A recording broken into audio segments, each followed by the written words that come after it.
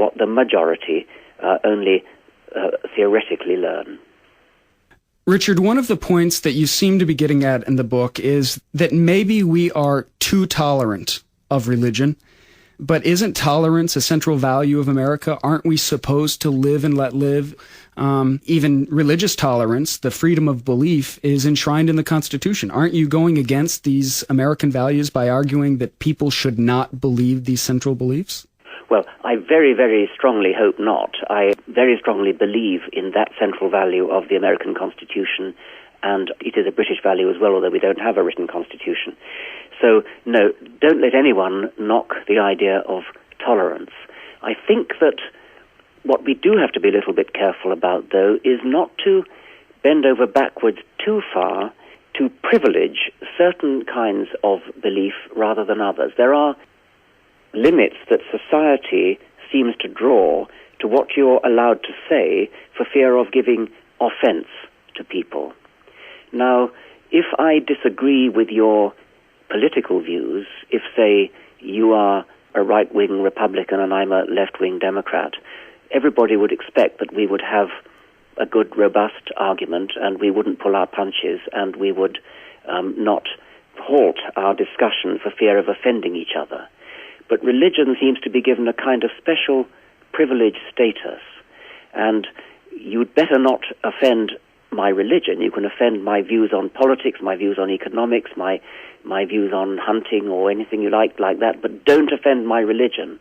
Otherwise there really is trouble, and the whole of society is worried that somehow you have broken a taboo, you've been intolerant. It isn't intolerant to say of a socialist, if you happen to be a right-wing conservative, that you disagree with socialism, you think it's a lot of rubbish. But if you say that about somebody's religion, it sounds like intolerance. So I'm not in favor of intolerance, but what I'm against is a double standard that allows religion a kind of built-in immunity on the grounds of so-called offense, which other points of view are not granted. Richard, I have a question about strategy. Some people, even some other atheists, agnostics, secular humanists, well, some people argue that you are too uncompromising. Some scientists even say this. Most atheists and secular people, humanists, they're a lot less vocal about their skepticism than you are. Some maybe for lack of courage, others out of like a decided strategy. They argue it's better for the cause of atheism, the cause of secularism, to not rock the boat so much, to only go after the extremists and not the religious liberals who might agree with secular people on most of the issues, except for that one issue about God's existence. Do you think, here's the question, do you think a book like The God Delusion, do you think it just adds a lot of heat to the discussion but not much light? Isn't telling people their most cherished beliefs are bunk, isn't that rather divisive? Well, that's a very good point, and it's one that I worry about a lot. As you say, a great many scientists are worried about rocking the boat, and it has been put to me that I am a gift to the creationists, for example, in the wars over the teaching of evolution. In many respects, the tactically wise political thing to do is to bury the hatchet with the sensible, quotes, middle-of-the-road religious people who agree about evolution. They understand about science, they agree that the world is old, they agree that we are cousins of monkeys and kangaroos and bacteria. The only thing they disagree with us about is that they believe in God.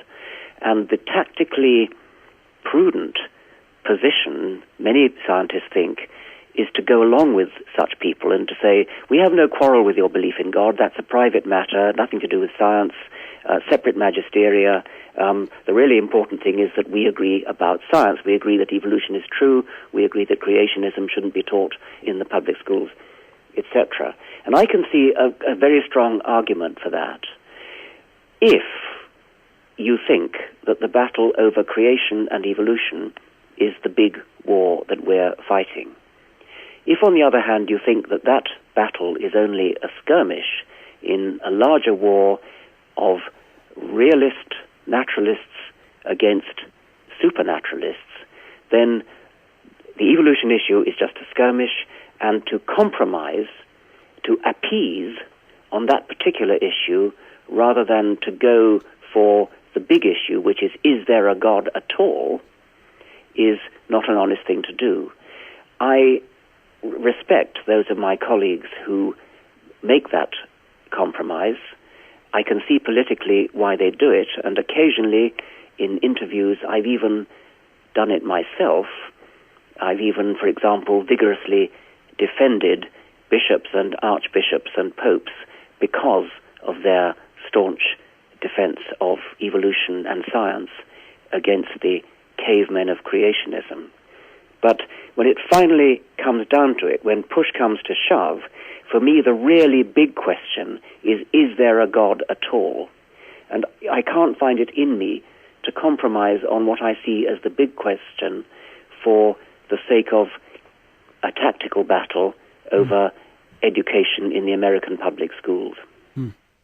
Kind of along these same lines, Point of Inquiry is a science show, a science podcast, but we especially look at the implications of science for the big questions about which we've been speaking today. Some scientists say that science and religion are not at war. They've argued that what's called the warfare hypothesis does not hold, that the theory of science and religion being at war, that it's not valid because science and religion are what's called non-overlapping magisteria. I just want to hear you on this point. That argument is the argument that, science tells us one thing about the universe and religion tells us another thing equally true, but they don't overlap, they don't butt heads. What do you think about that? That's the expression of the politically expedient view that I've just been mentioning. I think it's absolute bunk. I think it's nonsense. I think, as I said before, that science and religion really are opposed because it's absolutely got to be the case that a universe with a